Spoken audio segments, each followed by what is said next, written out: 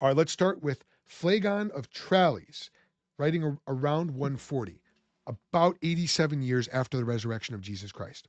He wrote a book of history, which today is lost, but which thankfully was quoted by the early church father Origen. In Origen's work Contra Celsum, which is a polemic work against a false teacher named Celsus, Origen wrote, quote, "Now, Phlegon, in the 13th or 14th book, I think, of his Chronicles, not only ascribes to Jesus a knowledge of future events, but also testified that the result corresponded to his predictions.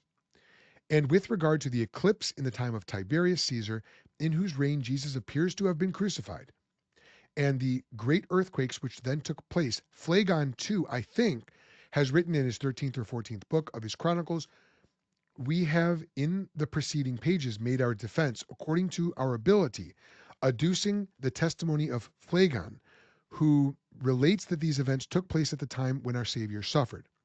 And then Origen goes on to say that, quote, "Jesus, while alive, was of no assistance to himself, but that he arose after death and exhibited the marks of his punishment and showed how his hands had been pierced by the nails." End quote. So Origen is referencing this historical book by a guy named Phlegon, Phlegon of Tralles, who was writing about Jesus and admits that Jesus gave accurate knowledge of the future. Probably that's talking about the destruction of Jerusalem in 70 AD, because Jesus did predict that in Matthew 24 and I think Luke 21. Don't quote me on Luke 21, but I think definitely Matthew 24. And Origen is referencing Phlegon. Essentially, Origen is doing what I'm doing here. He's referencing an extra biblical, non believing source to corroborate the truth that Jesus rose from the dead.